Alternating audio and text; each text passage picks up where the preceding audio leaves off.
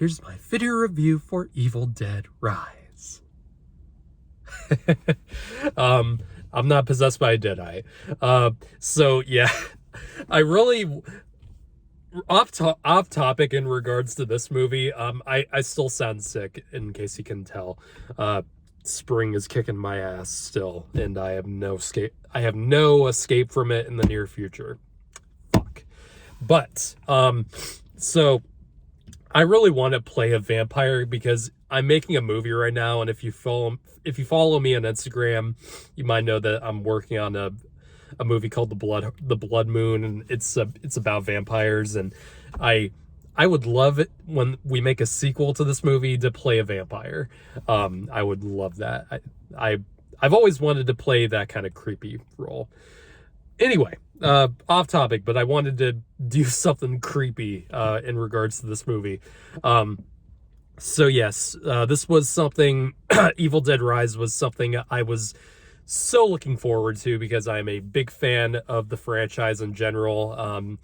So in talking about the series overall, Evil Dead was something that Sam Raimi and Bruce Campbell and Bob Tappert came up with in 1981.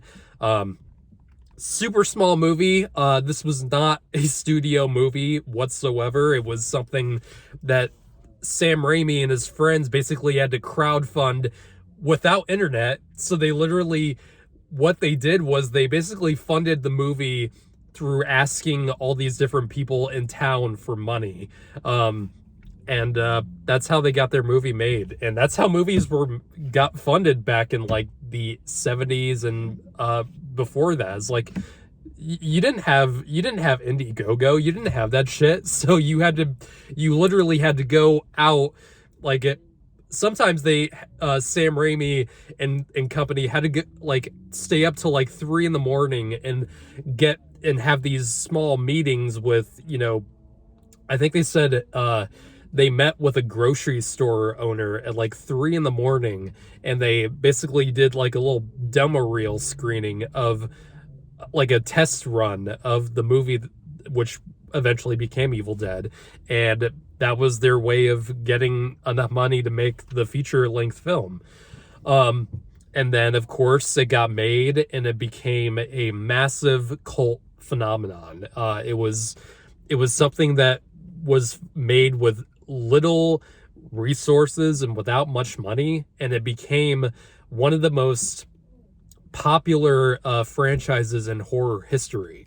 I mean, Bruce Campbell as Ash Williams is still one of the most iconic and recognizable characters in horror cinema. It's that him in the shotgun and the chainsaw. It's still an image that people will recognize any day. And the first movie was for the most part a serious horror movie. It had a little bit of a dark sense of humor to it in regards to how, just chaotic and how over the top the gore effects were, and how some of the actors portrayed it. But then Evil Dead 2 came out, and which was basically essentially a remake with a bigger budget of the first movie, just with a few different things happening that make it stand out from the first movie. And it was an even bigger success, and that one played more up on the humor and the comedy, and that was basically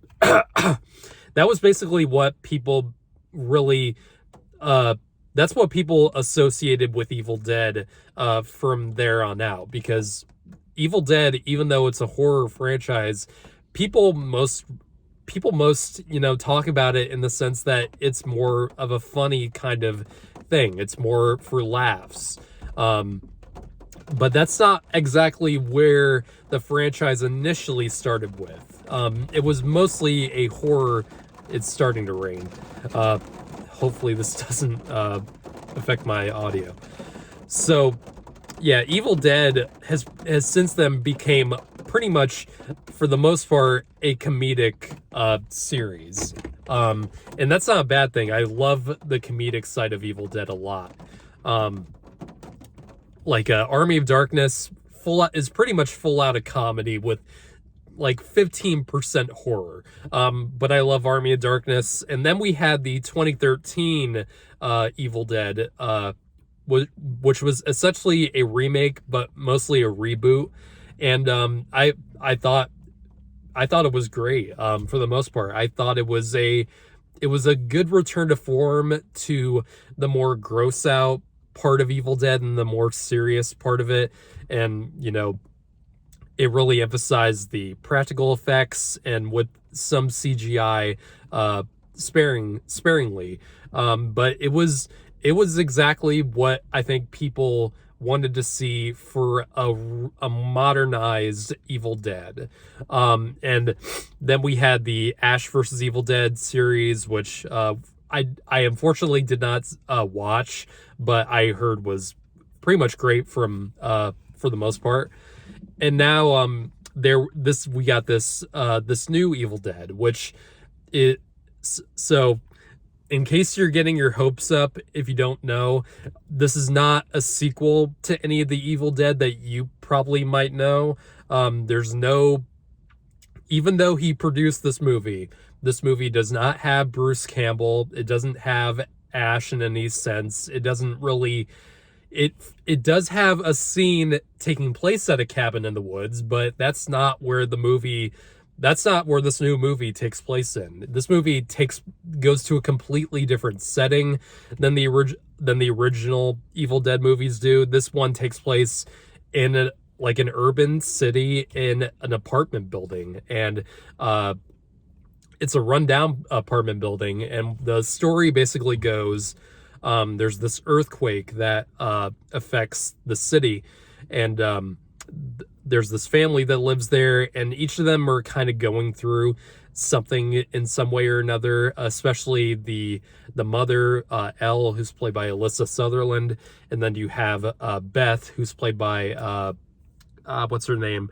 I can't remember her name. Her last name's Sullivan. Lily Sullivan. There you go. So there's kind of something going on, which I won't spoil in this review, but this earthquake happens, and the children in this family go down to see the damage, and they find the Necronomicon, and they find the Book of the Dead and all that stuff that you remember. And when they open it up and they listen to these messages, shit goes awry, and the Deadites are back to wreak absolute bloody chaos. And I didn't know what to think of this movie, because originally this was going to go to HBO Max. Like, this was going to be a straight to streaming movie.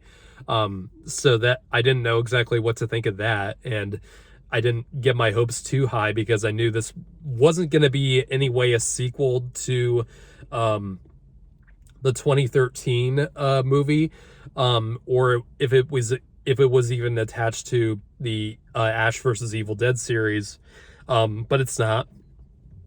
So it was just kind of a weird thing.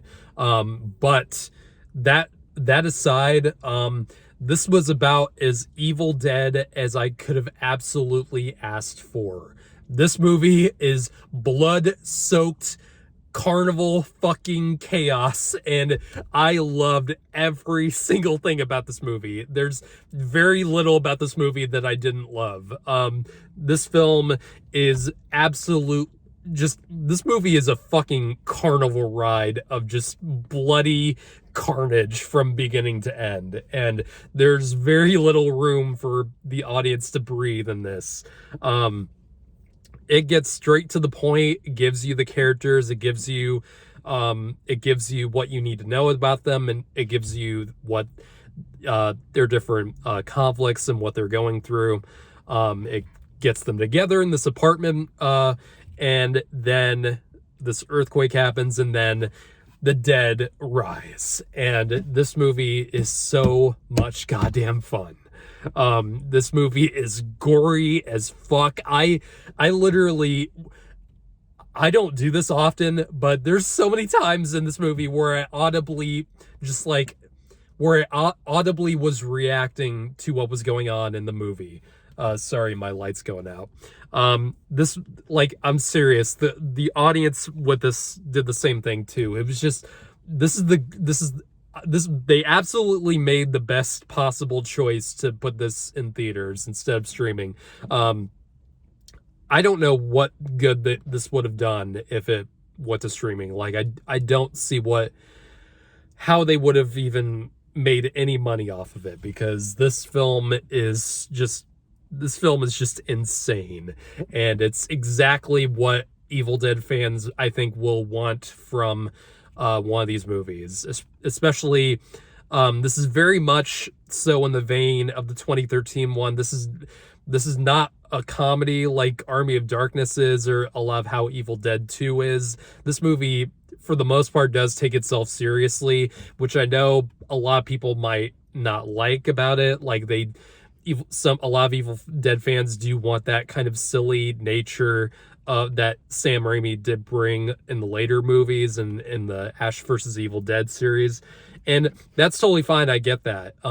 But as far as like what the original movie, what that tackled and what that managed to accomplish and what its goal was, that's very similar to what this movie, what Evil Dead Rise is doing, because goddamn, this movie doesn't let up.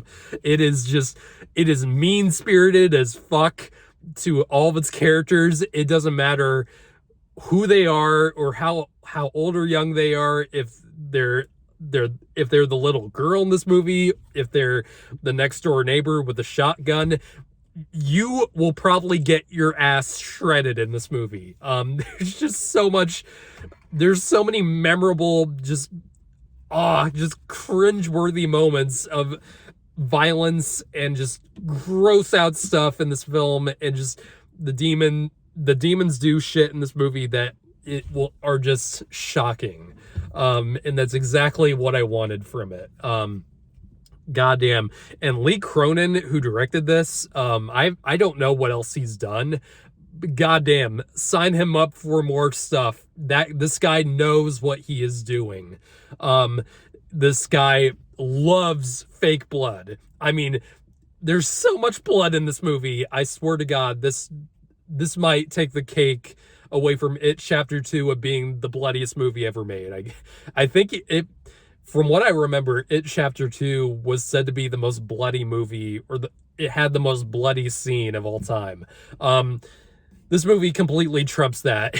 Like, there's so much in this movie that is just brutal. This movie is just absolutely brutal and relentless, and that's exactly what I wanted from this, and it did not disappoint in any fashion. All the characters in this movie I actually cared about quite a bit. Alyssa Sutherland is amazing in this movie. Not only is she great in the demonic possessed mode that she's in for the majority of this movie, she's also just really good in when she's just her normal self. And you kind of are on her side immediately, as well as Lily Sullivan's character Beth, because there's something right off the bat in the first scene you see her in. You learn something about her, and you're immediately like, oh. And when you realize what is coming up next in the rest of this movie, that kind of sets the stakes up higher. And it allows the characters to all grow in some way. And the movie really is about this family that's being torn apart by this evil, in the form of the Book of the Dead and what it brings. And they somehow have to come together through this chaos that is ensuing around them. And a bunch of them get mangled and killed in the most brutal fashion. And you're not quite sure who's gonna live and who's gonna die in this movie. So yeah, this movie, I don't know what else to say, honestly, because I'm kind of sick right now. I just want to go home and go to bed. But yeah, did not change how I feel about this movie and how much I absolutely adored this. Um, this is definitely my favorite horror movie of 2023 so far, and we've had some good ones, but yeah, this one I think is gonna take the cake for me. This one was just so much fun. I liked all the characters in it. The directing in this is so good. You can, right from the opening shot of the movie and the opening credits, you can already tell that the people who made this love Evil Dead, and they really cared about getting that spirit of the original movie down. And there's a lot of great nods to it. And this movie doesn't rely on fan service like some of these horror reboots are. There's a little bit of it here and there, but it's only when it probably needs it. This movie doesn't pull any kind of Marvel shit where there's like cameos and stuff. So yeah, like I said, there's no Bruce Campbell in this, or characters that were in the other movies. So don't get your hopes up for that, because I don't want you to be disappointed. But yeah, regardless of that, this movie stands on its own as a fresh reignition of a franchise that needed some really good new blood, literally. And I love this. There's a few problems I have. The earthquake thing in the movie is kind of weird. Maybe I could have done with something different in how it was handled. But honestly, the way that they use the earthquake throughout the rest of the movie is clever. And it really does. It sets the stakes high for the rest of the movie following, and it's not something that they just pull out of their ass randomly. They do use it effectively as a plot device throughout. So yes, I'm gonna give this movie a 10 out of 10. Fuck it. Evil Dead Rise is a 10 out of 10 in my book. This movie is just a total blast.